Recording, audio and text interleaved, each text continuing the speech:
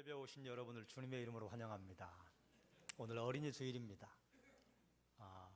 가정에 어린이들이 있는 집안은 어린이 주일 또 어린이날을 피부로 느끼실 거예요. 최선을 다해서 섬겨드려야 하잖아요, 어르신들을. 그런데 이제 자녀들이 중학교 이상이면, 중학교 1학년만 되면 이제 계약 끝났잖아요. 그러니 부모님들은 이제 그걸 가지고 아이들에게 다 큰 애가 뭘 챙겨달라고 그러니 이렇게 말씀하시기 시작하고, 그리고 자녀들이 다 장성해서 품을 떠나고 또 어른이 된 가정들은 어린이 주일이 사실은 그리워지지 않습니까? 그때 그 아이들이 품에 있었을 때 행복했던 때 아니에요? 여러분, 행복할 수 있습니다. 가정의 자녀들은 떠나갔지만 우리 교회 어린이들은 언제든지 있거든요. 그러니 오늘 예배 끝나고 내려가실 때 어린아이들을 보시거든 축복하고 격려하고 아이들 쓰다듬어 주시고 그리고 자랑스러워 해주시면 됩니다. 그걸로 우리는 어린이 주일에 아이들에게 우리가 할 수 있는 말을 어느 정도 할 수 있는 것이고요. 유치부와 초등부는 부서에서 나름대로 행사를 진행을 하고 있습니다. 유치부는 용산 가족공원으로 아이들을 안전하게 인도해서 나갔고, 그리고 유초등부는 그 부서 안에서 아이들에게 선물을 준비하고 선생님들이 최선을 다해서 아이들을 축하하고 격려해 주고 있습니다. 어린이 주일에 우리 교회 어쨌든 어린아이들이 막 뛰어다니고 또 어린아이들의 소리가 들리고 참 행복한 교회 아닙니까? 우리 교회 다음 세대가, 교육부서가 작년보다 더 많아지게, 아니 작년에 2배, 3배를 뛰어넘는 이런 기이한 현상이 우리 교회에 생기게 해달라 하나님에게 기도하십시다. 2부 예배, 여러분 어제 먼 길들 다녀오신 분들이 꽤 많으신 것으로 알고 있는데 예배당에 오셔서 감사합니다. 잘 오셨습니다. 그리고 참 오랜만에 오신 분들이 계시네요. 잘 오셨어요. 언제 오시나 기다리고 있었습니다. 여러분 누군지 궁금하시죠? 그럼 찾아보세요. 누가 오랜만에 오셨는지. 옆에 있는 분에게 인사하십시다. 잘 오셨습니다. 그리고 또 인사하십시다. 주님의 이름으로 환영합니다. 또 한 번 인사하실까요? 주님의 이름으로 축복합니다. 미리 한 번 더 인사하겠습니다. 다음 주에 또 뵙겠습니다.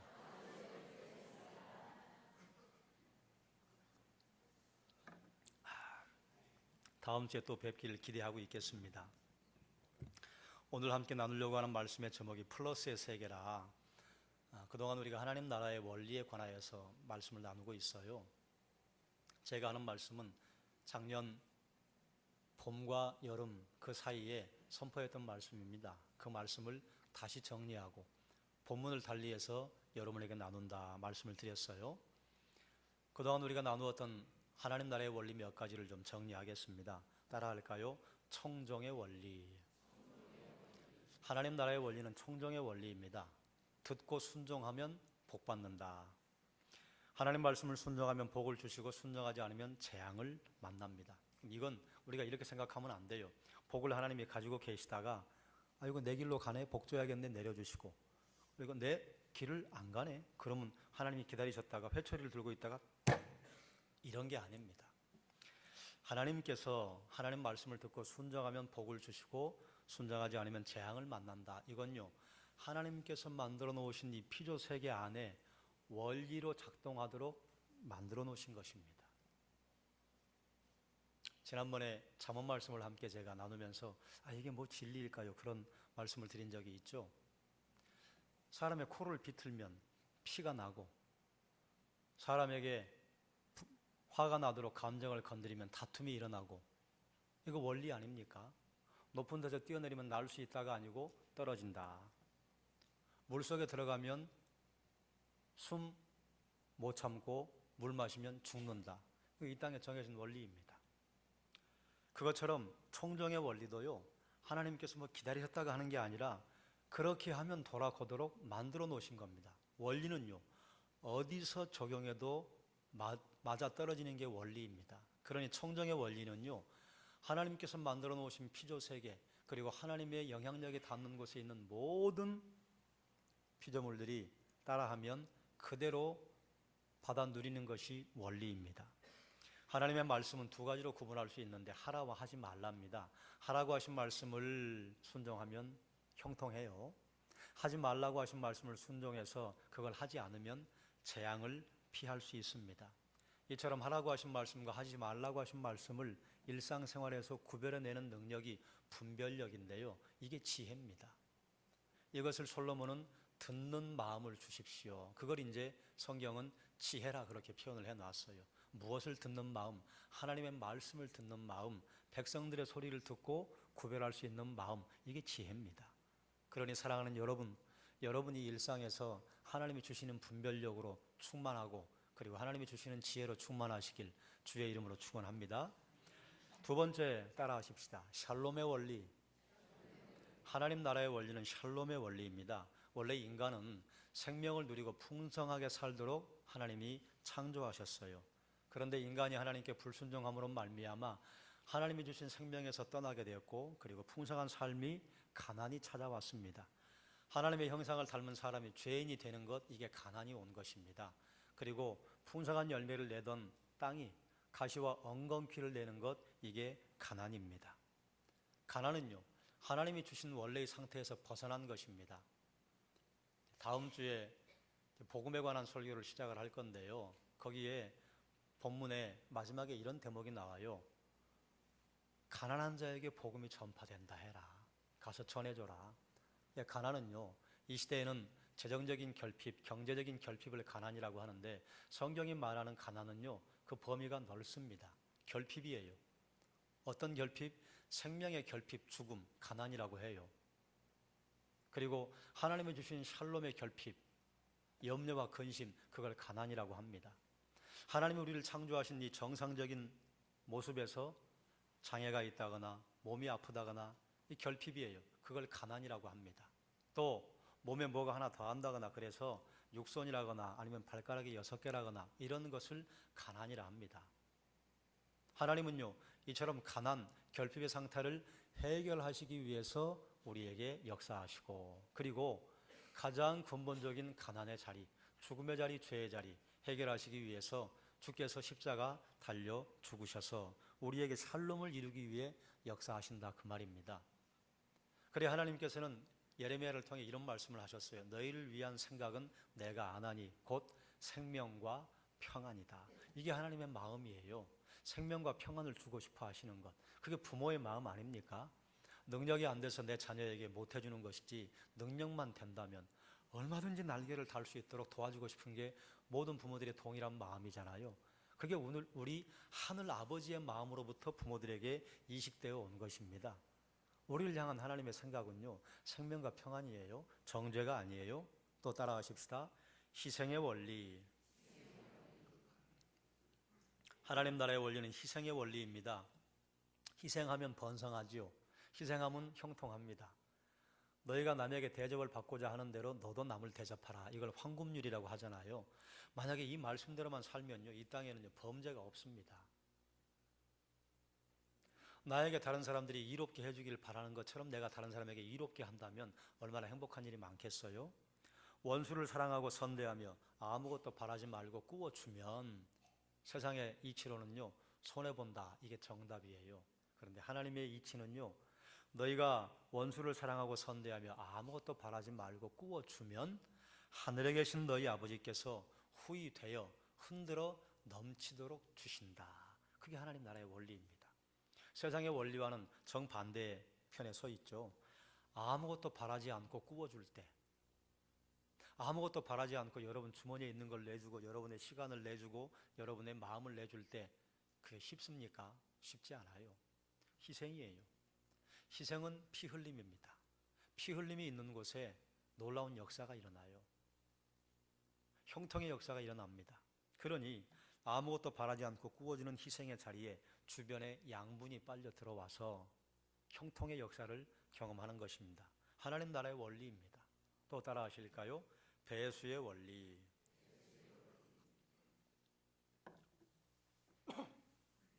열매를 맺는다고 하셨는데 어느 정도 열매를 맺는가? 하나님 나라의 형통의 배수는요 30배, 60배, 100배입니다. 하나님의 형통을 경험하면 100분의 3, 100분의 5가 아니에요. 배수로 경험해요. 그런데 심는 것이 무엇이냐? 희생을 통해, 다른 사람을 섬김을 통해 심으면 배수로 하나님께서 맺게 하십니다. 또 따라 하실까요? 농사의 원리. 네, 우리가 농부가 아니라도 이 정도는 다 아시잖아요. 콩 심은 데 콩 나고 팥 심은 데 팥 난다. 이건 이제 일반적인 원리이고요. 콩 심은 데 콩 안 나기도 합니다. 그렇죠? 가뭄이 찾아오면 콩을 심었는데 콩이 안 나요. 비가 와서 땅을 부드럽게 해주고 그 안에 양분이 녹아 들어가게 해야 되는데, 씨를 뿌렸는데 비가 내리지 않으면요, 콩 심은데 콩 안 납니다. 그러니까요, 뿌린 대로 거두는 것은요, 하나님의 보호하심이 전제가 되는 것입니다. 여러분, 콩 심었는데 콩 거두지 못하신 적이 많이 있으시죠? 팥 심었는데 팥 거두지 못하는 경우들이 많이 있습니다. 열심히 투자하고 헌신했는데 거두지 못하는 일들이 많아요. 그러니까요, 콩 심은 데 콩 나고 팥 심은 데 팥 난다? 뿌린 대로 거둔다? 그건 은혜입니다. 우리가 구원을 얻는데 구원은요, 우리가 뿌린 대로 거두는 거 없어요. 우리의 능력이나 우리의 행위가 선해서 구원 얻는다? 그런 일은 없습니다. 그렇기 때문에 공짜로 얻는 게 구원이에요. 하나님의 은혜예요. 은혜라고 하는 본래 말의 의미가 공짜로 주는 선물이다. 우리 구원은 공짜로 하나님이 주시는 선물이에요. 그런데 공짜는요, 구원에만 적용됩니다. 그 외의 모든 영역은요, 뿌린 대로 거둡니다. 뿌리면 거두게 해주세요. 그게 은혜입니다. 뿌려도 거두지 못하는 일이 얼마나 많아요. 그런데 뿌리면 거두게 해주신다. 교회에 뿌렸어요. 그럼 교회에서 거두어요. 가정에서 뿌리지 않으면요, 거두지 못합니다. 교회에서 뿌렸어요. 교회에서 거두었어요. 그런데 내가 일하는 직장에서 뿌리지 못했어요. 그럼 거두지 못합니다. 그래서 그리스도인은 다른 사람들보다 훨씬 더 부지런해야 되고요, 훨씬 더 열심히 살아야 합니다. 하나님의 은혜로 우리가 구원 얻은 것 공짜로 얻었어요. 그런데 그 공짜를 다른 삶의 영역에까지 적용하는 것은 안 됩니다. 다른 삶의 영역은요, 믿는 자든 믿지 않는 자든 뿌린 대로 거두어요. 그런데 믿는 자들에게는 어떤 역사가 일어나느냐? 뿌린 대로 거두는 역사가 일어나고요, 믿지 않는 사람들에게는요, 뿌려도 잘 거두지 못하는 역사가 일어나고요, 믿는 자라 할지라도 뿌리지 않으면 거두지 못합니다.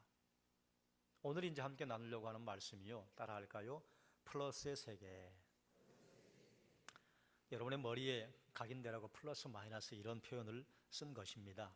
하나님 나라의 원리에 따라 살 것이냐 말 것이냐 하는 이 청정의 여부에 따라서 사람들은 두 가지의 길을 갑니다. 플러스의 세계를 가기도 하고 마이너스의 세계를 가기도 해요. 하나님의 나라는 플러스의 세계입니다. 더하고 더하고 더하고. 하나님께서 창조하신 세상은요, 부족함이 없어요. 그래서 사람의 손이 닿지 않는 원시림이나 사람이 건드리지 않는 곳에 가면요, 차고 넘칩니다. 생육하고 번성하는 일이 일어나요. 그런데 사람의 손이 가면요, 황폐화되기 시작하고 생태계가 무너지기 시작하고, 생태계가 무너지면 그것으로 끝나는가? 생태계가 무너진 그 재앙을 사람이 반드시 고스란히 맛보게 됩니다. 하나님께서 놔두시는 그 원리대로 그대로 가면요, 차고 넘칩니다. 그런데 거기에 사람이 끼어들어가 가지고 하나님의 원리를 하나씩 차단을 하면요, 하나님께로부터 오는 형통과 풍성이 하나씩 차단됩니다. 인간의 타락으로 말미암아 플러스의 세계가 마이너스의 세계로 떨어지고 말았습니다. 타락으로 말미암아 플러스의 세계, 마이너스의 세계로 가는데요, 마이너스 세계를 경험하는 것이 세 가지 길로 말미암아 나타납니다. 첫 번째는 대신관계요, 두 번째는 대인관계요, 세 번째는 대물관계입니다. 타락은 이 세 가지에 함께 동시에 일어나요. 대신관계에서 타락은요, 죄입니다. 원래 하나님과 인간은 교제가 풍성하도록 하나님께서 계획을 하셨는데 교제가 끊겨요. 그게 죄지요. 그리고 대인관계에서 생긴 타락, 이것은 범죄 행위입니다. 다른 사람에게 못된 짓을 하는 것이죠. 범죄 행위로 말미암은 것, 여기서 자유를 누리려면 어떻게 해야 하느냐? 그에 대한 대가를 치루어야 합니다. 대물 관계에서 타락으로 말미암아 생겨난 건 무엇이냐? 빚입니다. 빚은 갚아야 자유를 회복할 수 있지요. 근본적으로 하나님과의 관계가 문제가 생기면 대인관계와 대물관계가 깨집니다. 그래서 본래는 아담과 하와가 서로 돕는 자였어요. 배필이라, 이 돕는 자라고 하는 의미가요, 성령이라고 하는 의미와 똑같은 단어예요. 돕는 자다. 그래서 이 돕는 자라고 하는 의미는요, 아내가 뭐가 부족해서 남편을 돕는다가 아니고 아내가 능력이 많아서 남편이 가지고 있지 않은 능력을 채워준다. 남편이 능력이 많은데 아내에게 하나님께 살아가지 않으신 것을 채워준다. 그래서 나보다 능력 많은 아내를, 나보다 능력이 많은 남편을 내가 만나도록 하셔서 서로 부족한 것을 채워주도록 하셨다. 돕는 자였는데요, 서로 이제는 관계가 바뀌어버립니다. 남편은 아내를 지배할 것이고 아내는 남편을 사모할 것이다. 이걸 들으면 이제 아내들의 입장에서는 아이고 우리가 손해봤는데,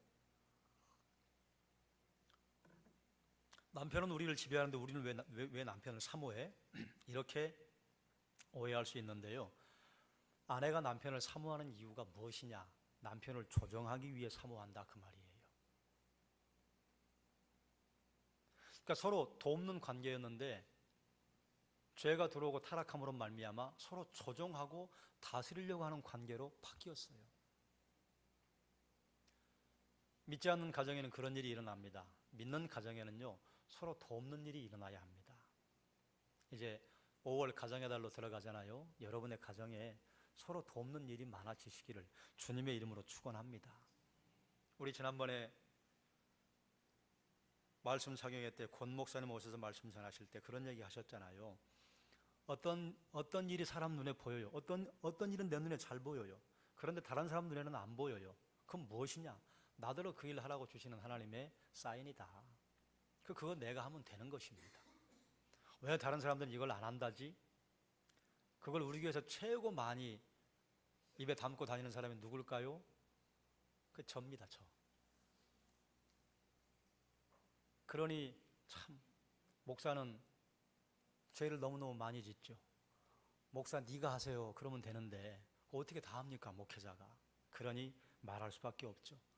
그 다음 그 말을 또 많이 하는 분들이 누구신 줄 아세요? 장로님들과 권사님들입니다. 왜 그럴까요? 눈에 보인다, 그 말이죠. 참 이상하죠. 회사에서도 직원으로 있을 때와 대리로 있을 때와 차장으로 있을 때와 팀장이나 부장으로 있을 때와 임원으로 있을 때요, 안 보이던 게 보이지 않아요? 사원들은 못 봐요. 안 보여요. 분명히 지나갔는데 안 보여요. 마찬가지예요.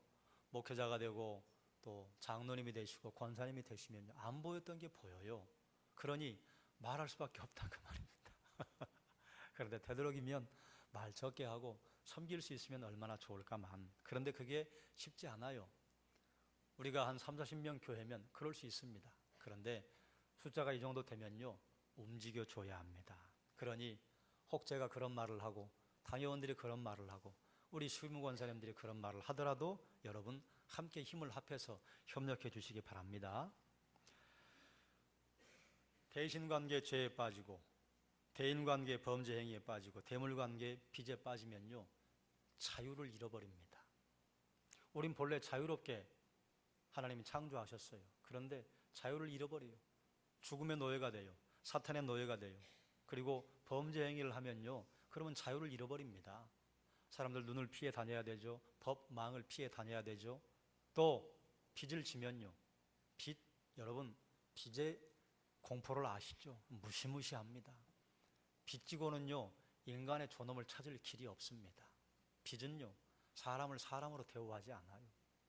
사람을 숫자로만 대우하고 그거 갚지 못하면요, 그러면 하나님의 형상요 다 깨져버리고 맙니다.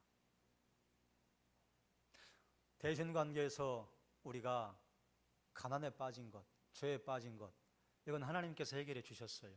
왜 하나님이 해결해 주셨을까요? 그건요, 사람의 힘으로 감당할 길이 없는 거예요. 그러니까 하나님이 건드리신 겁니다. 대인관계에서 우리가 다른 사람에게 해로움을 주고 범죄 행위를 했다면요, 그걸 갚아야 돼요. 뭐 재정으로 변상을 하든지 아니면 감옥에 들어가든지 갚으면 돼요. 대물 관계에서 여러분 빚속에 빠졌다. 그럼 그걸 어떻게 해결할까요? 성경이 주는 해결책은 무엇이냐? 면제년을 선포하라고 합니다. 매 7년 끝에 면제해라. 빚을 진 형제가 있거든 매 7년마다 면제하고 독촉하지 말아라. 빚을 독촉하지 말라고 하십니다. 우리 이제 맨 처음 하나님 나라의 원리, 청정의 원리, 하라 하신 것을 하면 형통하고 하지 말라 하신 것을 계속해서 하면 재앙을 만난다. 하나님께서 독촉하지 말라 했습니다. 에어컨 끄셔야겠어요. 교육자들, 독촉하지 말라 하셨잖아요. 이게 하나님의 말씀이에요. 독촉하지 말라 했으면요, 독촉하면 재앙을 만납니다. 하지 말라 하신 말씀 어기면 재앙을 만난다고 했어요. 이게 하나님 나라의 원리잖아요. 되게 빚을 독촉할 때 여러분 어떻게 하십니까? 여러분이 마음이 악한 분들이 아니시라 그거 줘! 왜 안 줘? 그리고 우격다짐 안 하잖아요. 우리가 대단히 어려워졌어. 우리 어머님이 아프셔. 거짓말을 한다 그 말이죠. 우리 집에 문제가 생겼어. 그러니 그 돈이 필요해. 거의 되게 이렇게 말씀을 한다 그 말이죠. 그런데 빚을 독촉하면서 이렇게 말하면요, 이상한 일이 생겨납니다. 말한 대로 일이 돌아가요. 그만큼 말에 위력이 있습니다. 성도의 말에는요, 더없이 큰 위력이 있고요, 믿지 않는 사람이라 할지라도 말에는 위력이 있습니다. 그러니까요, 독촉하지 말라 한 곳에 독촉을 하면요, 이거 문제가 생겨요. 하나님의 뜻은 억눌린 자를 자유롭게 하시는 것입니다. 빚진 자는 억눌린 자예요. 빚을 독촉하면요, 그 사람이 하나님께 소리 질러요. 하나님이요, 소리를 들으십니다. 그러면 믿는 사람의 소리만 들으시느냐? 믿지 않는 사람의 소리도 들으세요. 왜 그러는 줄 아세요? 이 땅에 태어난 수많은 사람들은 누구의 형상으로 만들어졌어요? 하나님의 형상으로 만들어졌어요. 그리스도인은요, 하나님의 형상으로 만들어졌는데 구원받았어요. 믿지 않는 불신자는요, 아직 구원받지 못했지만 하나님의 형상이에요. 그러니까 하나님의 마음이요, 이 세상 모든 사람들에게 가 있는 것입니다. 요나가 하나님께서 아수르에 가서 니느웨 백성들에게 내가 너희 심판할 거라고 선포해라. 요나가 어떤 일이 벌어질지 뻔히 알았어요. 그렇게 심판했는데 저 사람들이 회개하면 하나님 용서하실 거죠. 그렇지. 그럼 더 못 갑니다. 저렇게 우리나라를 괴롭히는 아수르, 니느웨 멸망시켜야지 왜 저들을 구원하려고 하십니까? 그래 하나님께서 그래도 참 감사하죠. 요나를 혼내지 않으세요. 멀리 도망가면 다시 원위치 시키셔서 일을 하게 하시고, 가서 선포했는데 사흘길 되는 성읍을 하루만 다니면서 선포하고 끝내버렸어요. 그러니까 사흘 동안 다니면서 하나님 너희 심판하신단다, 회개해라 하고 다녀야 되는데 하루만 하고 끝내버렸어요. 그러니까 30% 순종한 겁니다. 100% 순종한 게 아니에요. 그런데 회개해버렸네. 그러니까 요나가 막 속이 뒤틀렸어요. 하나님 이거 뭡니까? 아수르 사람들을 멸망시켜야지. 그래 하나님이 또 혼내지 않으시고 박농쿨을 하나 준비하시잖아요. 그래 벌레를 먹여서 박농쿨 사라지게, 하나님 더워 죽겠는데 지금 이러시깁니까?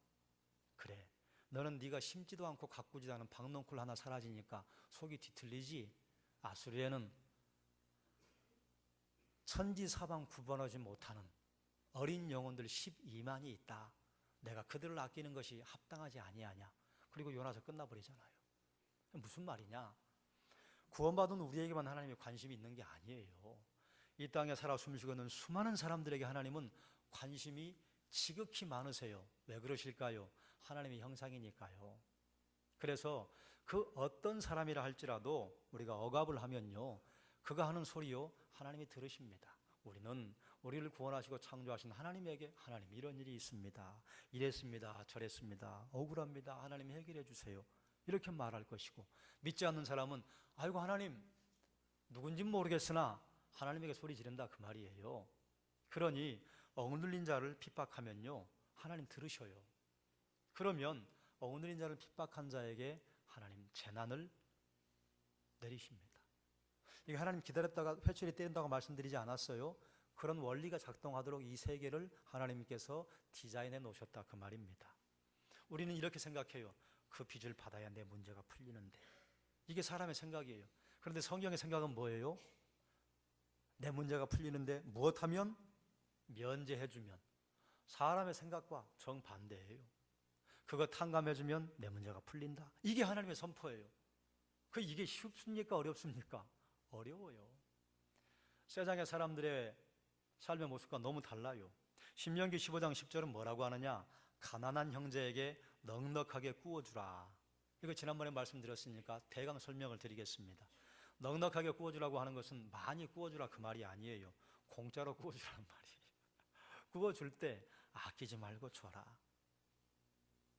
그러면 손해가 날까요? 이익이 날까요? 대답해 보세요. 손해가 납니까? 이익이 납니까? 손해나요. 손해나요. 손해나요. 지금 내 주머니에 1,000만 원이 있는데 900만 원을 그래 안 갚아도 돼 그리고 줬어요. 그럼 손해요? 이익이에요? 손해예요.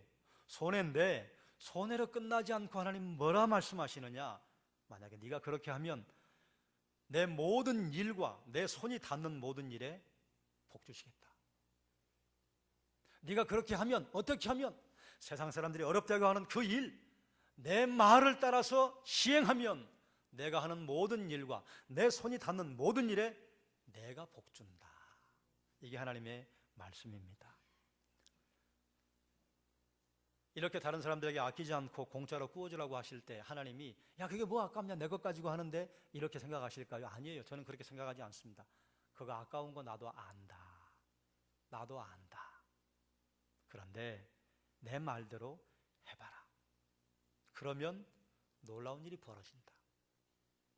공짜로 구워주고 구워줄 때 아끼지 말고 주라고 하는 것이요.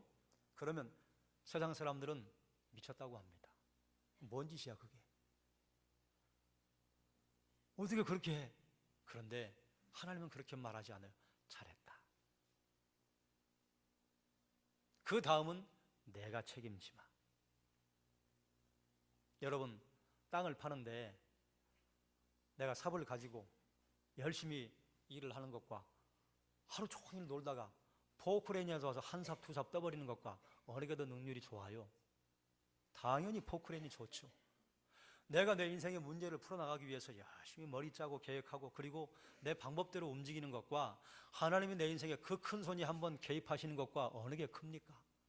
물어보시나 마시나 하나님의 손이 크죠. 여기까지는 알아요. 그런데 구워주라?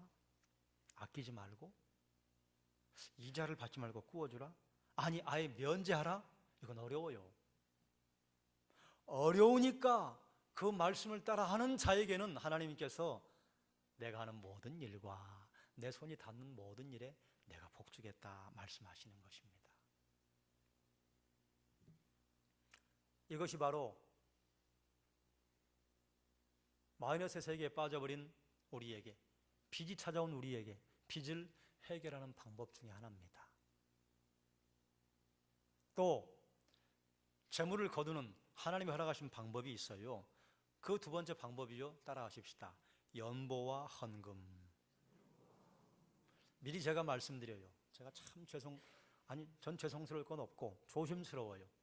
헌금 이야기를 하면 성도들은 벌써 마음을 닫아요. 아, 교회 헌금하시라고 하는 말씀이로구나. 아니에요. 우리 교회 빚 없어요. 여러분이 헌금하셔도 되고 안 하셔도 돼요. 그래서 저는 우리 교회에서 자신 있게 헌금 설교 안 합니다.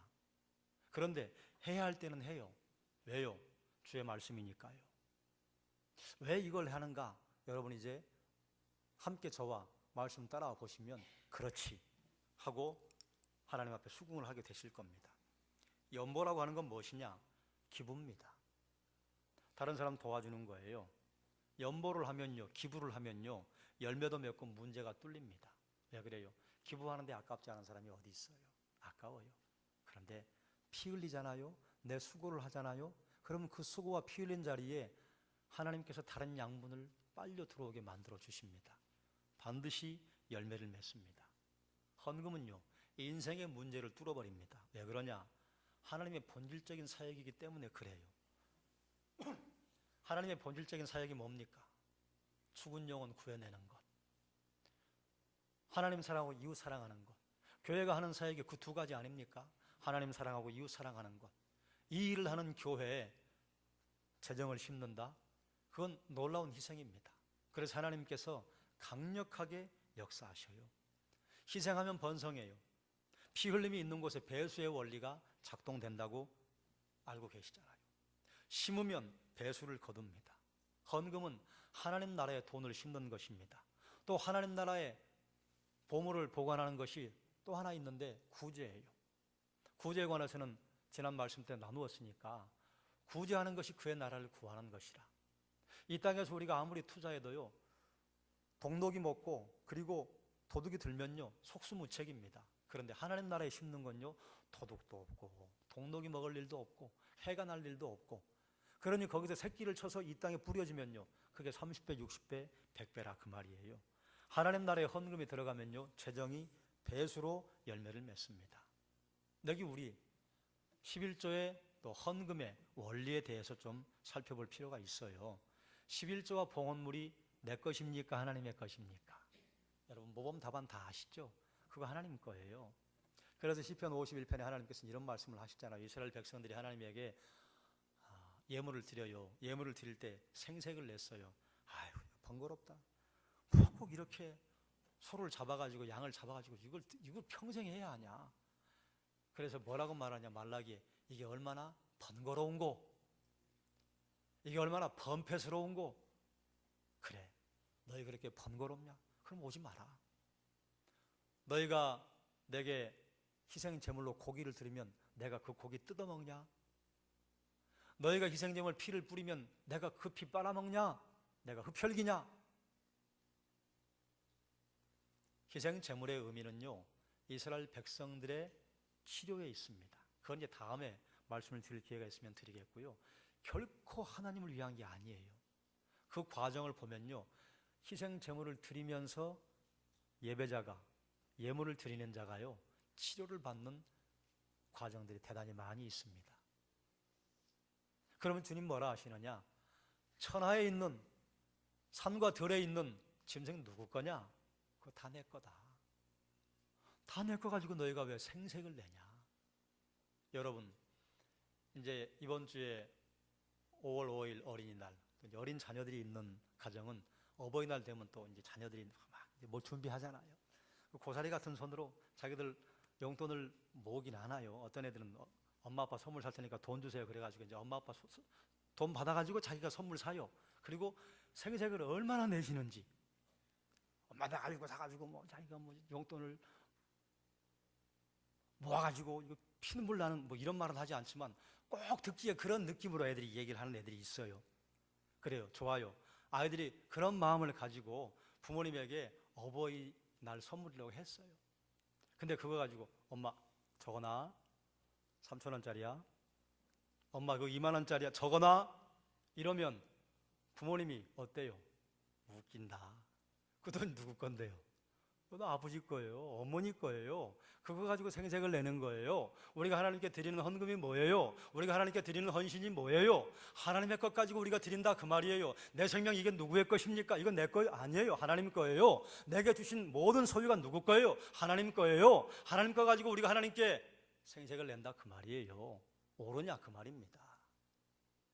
헌금의 본래 정신은요, 내게 주신 모든 것이 하나님의 것입니다. 제가 감사히 쓰겠습니다. 그런데 이 모든 것의 주인이 하나님이신 것을 제가 기억합니다. 그래서 제 소득의 일부를 하나님에게 구별하여 드립니다. 이것이 헌금의 정신입니다. 하나님 제가 10개 벌었습니다. 9개 제가 쓸 테니까 이의 없죠? 하나 자 쓰세요. 이게 아니라 그 말입니다. 하나님에게 용돈 드리고 교회 여러분이 무슨 용돈을 주고 하는 것이 헌금이 아니라 그 말이에요. 자 그럼 보십시다. 헌금을 드리면 사라지고 마는가? 헌금을 드리면 사라지고 마는가? 그렇다면 아깝지요. 말라기 3장 10절부터 12절 말씀을 제가 읽겠습니다. 만군의 여호와가 이르노라, 너희의 온전한 11조를 창고에 들여 나의 집에 양식이 있게 하고. 첫 번째 두 번째, 그것으로 나를 시험하여 내가 하늘 문을 열고 너희에게 복을 쌓을 것이 없도록 붙지 아니하나 보라. 두 번째, 만군의 여호와가 이르노라. 내가 너희를 위하여 메뚜기를 금하여 너희 토지 소산을 먹어 없애지 못하게 하며 너희 밭에 포도나무 열매가 기한 전에 떨어지지 않게 하리니 너희 땅이 아름다워짐으로 모든 이방인들이 너희를 복되다 하리라. 만군의 여호와의 말이니라. 우리가 농사를 지을 때 열심히 해요. 농약도 뿌리고 김도 메고 그리고 물도 대주고 때에 따라서 물도 빼주고 열심히 합니다. 얼마나 힘들어요. 우리는 농부의 피땀을 먹는 겁니다. 그런데 그 안에 또 있었어요. 하나님이 메뚜기를 금하시고 하나님이 포도나무 열매가 떨어지지 않게 하시고 하나님께서 보호하시고 하나님께서 자라나게 하신 것을 만약에 우리가 발견하게 된다면요, 그야말로 하나님의 피와 땀을 먹는 것일 겁니다. 왜 우리가 모르느냐? 눈에 안 보이니까요. 온전한 11조를 창고에 들여봐라. 내가 복을 부어주나 안 부어주나. 돌려주시겠다 안 돌려주시겠다? 돌려주시겠다. 돌려주시는데 어떻게 돌려주시느냐? 30배, 60배, 100배로 돌려주신다, 그 말입니다. 여러분, 11조를 드리시는 분들이 계시죠? 여러분 다 11조 해야 합니다. 왜요? 하나님 거니까요. 그리고 그게요, 남는 농사니까요. 11조를 들어보신 분들은 아실 거예요. 100만 원에 11조 10만 원, 뭐 괜찮아요. 1000만 원에 11조 100만 원, 기도 좀 해봐야 돼요. 1억에 11조 1000만 원, 이건 40일 금식 기도 해봐야 돼. 하나님, 기도 좀 해보고요. 그러다가 1년 지나고 2년 지나고 쉽지 않아요. 쉽다고 말씀드리는 게 아닙니다. 그런데요, 심으면요, 어떤 일이 벌어지느냐? 30배, 60배, 100배. 11조를 드릴 때 마음에 고민이 되는 분들이 계실 거예요. 요거 한 달만 안 하면 좀 어깨 좀 펴겠는데. 한 달 안 해보세요. 그 다음 달도 어깨 못 펴요. 해보세요. 이상한 일이 벌어져요. 분명히 마이너스가 나야 되는데요, 마이너스가 안 나요. 어디서 들어왔는지 모르게 마이너스가 안 나요. 그게 하나님께서 좀과 동록을 막아주시는 것입니다. 여러분, 하나님에게 헌금하고 주변의 사람들에게 구제하고 연보하면요, 그럼 분명히 마이너스가 나야 돼요. 분명히 펑크가 나야 돼요. 그런데요, 힘든데도 불구하고 허리띠 졸라매고 하면요, 이상한 일이 벌어져요. 어디서 들어왔지? 계산이 잘 안 돼요. 그리고 어떻게 이게 흘러 들어왔지? 예기치 못한 데서 물줄기가 흘러 들어옵니다. 그러니 결국 누구에게 좋은 거예요? 나에게 좋은 거예요. 아이고 목사님, 뭐 그런 헌금 내게 하려고 별소리를 다 하네. 그래요. 그렇게 생각하지 마세요. 저는 자신 있게 말할 수 있어요. 이스라엘 백성들이 하나님에게 헌물을 드릴 때 책망받은 게 무엇이냐? 하나님에게 대접하는 걸로 착각했어요. 하나님에게 주는 걸로 착각했어요. 하나님 나에게 주신 거, 그거 하나님께 돌려드리면서 하나님 감사합니다, 감사의 표현인데 그렇게 했어요. 드리지 마라. 너희가 와서 성전 문지방을 더럽히는 거 내가 진절머리 난다. 성전 문을 닫아버리면 좋겠다. 여러분, 헌금에 하나님에게 지갑에서 돈 꺼내가지고 하나님 몇 푼 드려요, 이 정도면 되겠어요? 하는 것이라면 안 하는 게 낫습니다. 차라리 그 돈 쓰세요. 그렇게 드리는 헌금은 하나님께 받으신 바 된 적이 없다. 아무리 드려도 하늘 창고에 기록되지 않습니다.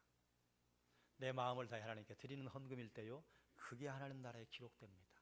그건요, 반드시 부메랑이 돼서 나에게 30배, 60배, 100배로 돌아옵니다. 해보신 분들은 그걸 알아요. 여러분 만약에 투자를 했는데 10% 남았다, 20% 남았다, 그럼 계속 하실래요? 돈 빼실래요? 계속 해야죠. 그런데 30배, 60배, 100배 하나님이 주시는 열매를 경험했다, 그런 분들은요, 이거 삼가하지 못합니다. 이거 멈출 수 없어요.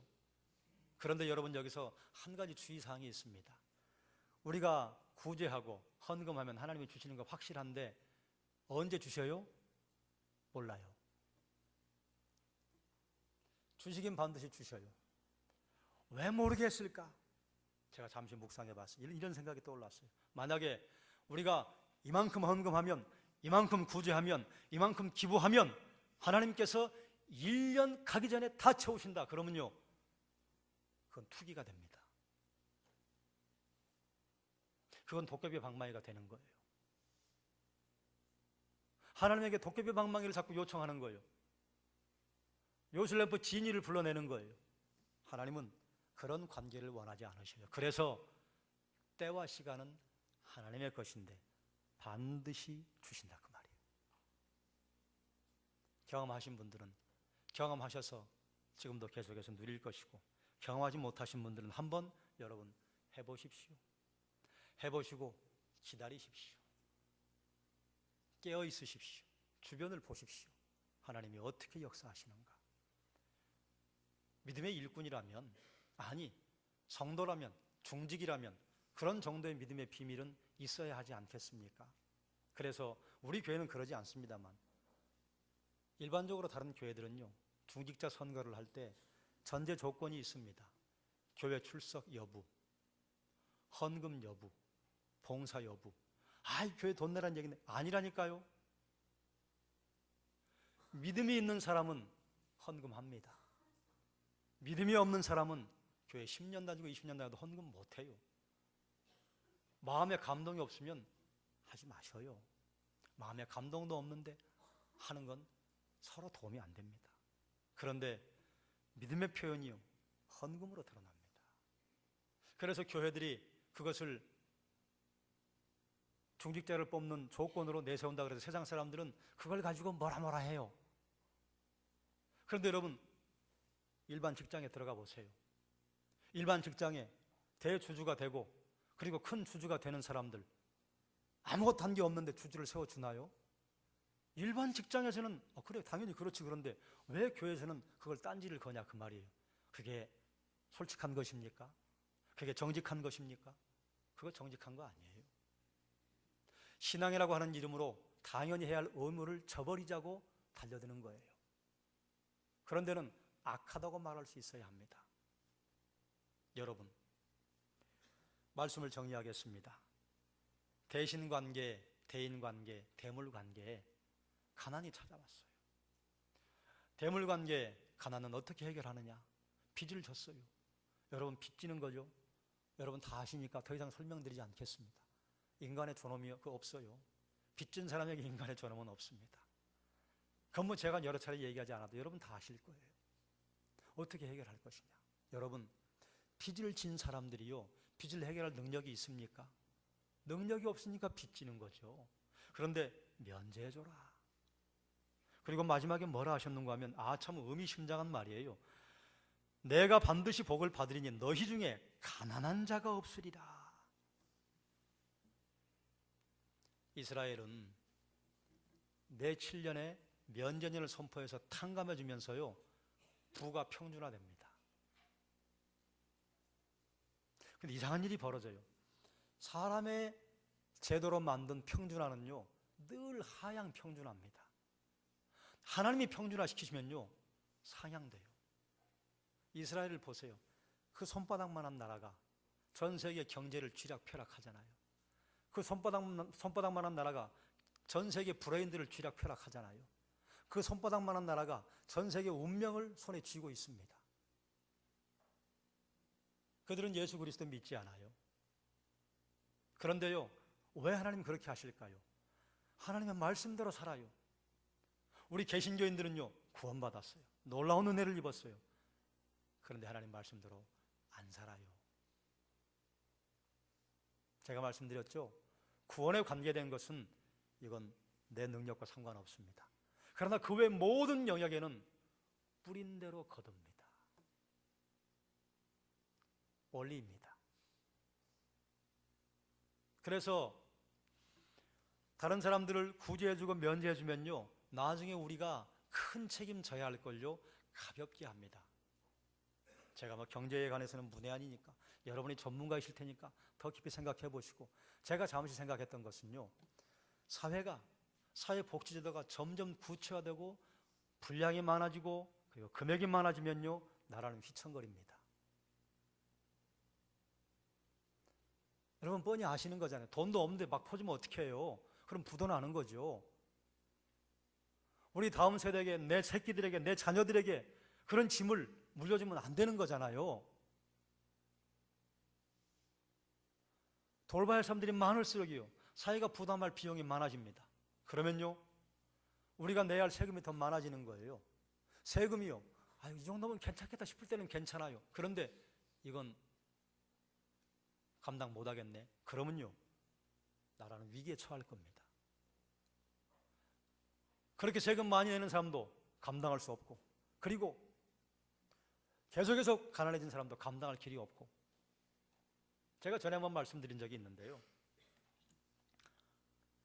우리 대한민국은 은행에 빚을 지면요, 집 달리고 오면요, 먹고 살 것까지 몽땅 다 걷어가 버려요. 유럽과 몇몇 선진국은요, 먹고 살 건 놔둡니다. 집이 세 채 있으면 두 채 뺏어요. 한 채는 놔둬요. 살아야 되니까. 차가 5대요. 그러면 4대 뺏어요. 한 대는 놔둬요. 돌아다니라고. 빚을 갚게 하려면 뭐 좀 이렇게 밟고 일어설 수 있는 뭐 기대고 비빌 언덕을 좀 남겨두고 뺏어가야 되잖아요. 완전히 뺏어가서 기사회생하지도 못하게 만들어버려요. 그러면 그걸 누가 책임져야 합니까? 그게 다 형제들의 책임이고 공동체의 책임이고 사회가 또 책임져서 돈 준다고 그래. 이게 무슨 일입니까? 그래서 그런 일들을 위해서라도 그리스도인들은요, 탕감해 줄 수 있어야 합니다. 그러면요, 얼마나 좋아요. 그 사람이 그 은혜를 잊을까요? 잊지 않을 거예요. 사람의 관계가 얼마나 행복해질까요? 그래서 사람의 방법으로 뭘 해결하겠다고 하면요, 꼭 손해보는 쪽이 생기는데요, 하나님의 방법으로 해결하겠다고 하잖아요. 나도 좋고 너도 좋아요. 재물을 심으면 재물이 열매를 맺힙니다. 재물을 열매를 맺기 위해서는 반드시 플러스의 세계에 심어야 합니다. 3가지예요. 탕감하고 구제하고 헌금하고. 재물을 아무리 심어도 마이너스의 세계에 심으면요, 재물에 흉년이 옵니다. 내 쾌락을 채우기 위해 재물을 심으면요, 그게 어떻게 열매를 맺어요? 그렇지 않아요? 플러스의 세계에 돈을 심는 것이요, 재물을 심는 게 탕감, 구제, 헌금이에요. 연보하면 열매를 맺고 문제를 해결받습니다. 헌금하면 열매를 맺을 뿐만 아니라 인생의 문제가 뚫립니다. 왜 그러냐? 헌금은요, 하나님의 하나님됨을 인정하는 고백의 표현이기 때문에 강력하게 역사합니다. 사랑하는 여러분, 플러스의 세계를 살고 있습니까? 잘하셨어요. 혹시 마이너스의 세계를 살고 있습니까? 그럼 어떻게 뚫고 나올 것이냐? 하나님께서 주신 원리대로 한번 해보십시오. 심어보십시오. 그래도 안 되면 덮어버리세요. 그런데 해보지 않으셨다면 해보십시오. 놀라운 비밀을 경험하게 될 것입니다. 기도하겠습니다.